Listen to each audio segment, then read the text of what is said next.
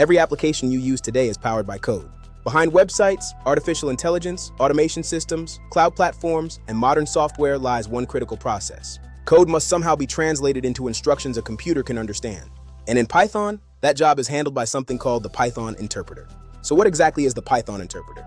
Think of the interpreter as a translator between humans and machines. As developers, we write instructions using Python because humans cannot naturally communicate in machine language. But computers only understand extremely low-level binary instructions made of zeros and ones. The Python interpreter sits in the middle. It reads our Python code, translates it internally, and executes it so the computer can understand what to do. Without the interpreter, your computer would have no idea what Python code means. Now let's see this in action. After installing Python, open your terminal. If you are using Windows, you can search for Command Prompt or Terminal and open it. If you are using macOS, open the terminal application. Now let's verify that Python is installed correctly. On Windows, type Python -- version. On macOS or Linux, type Python 3 -- version. Then press Enter. If everything is installed correctly, you should see something similar to this.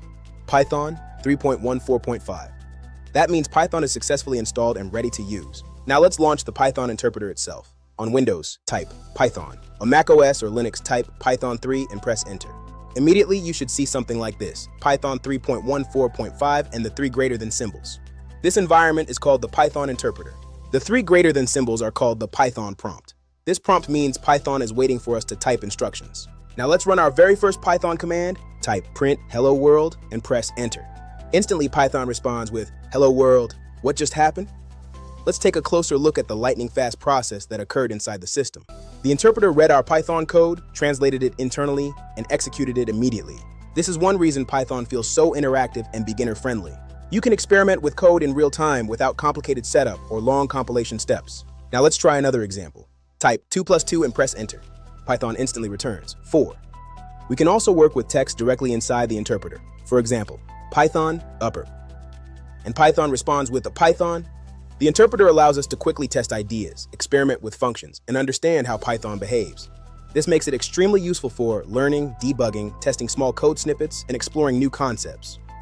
Now you might be wondering, if Python executes code through an interpreter, does that mean it is slower than languages like C or C++? Sometimes, yes, that is indeed the case when comparing raw execution performance. Compiled languages often convert code directly into optimized machine instructions before execution. Python prioritizes readability, simplicity, and developer productivity instead. And in modern software engineering, developer speed is often more valuable than maximizing every tiny bit of hardware performance. That trade-off is one reason Python became dominant in artificial intelligence, automation, back-end development, cybersecurity, cloud engineering, scripting, and data science. Now, one very important thing to understand is this. Even though we can type code directly into the interpreter, professional developers usually write Python code inside files. Why? Because real-world applications can contain thousands or even millions of lines of code. Managing that inside the interpreter would become impossible.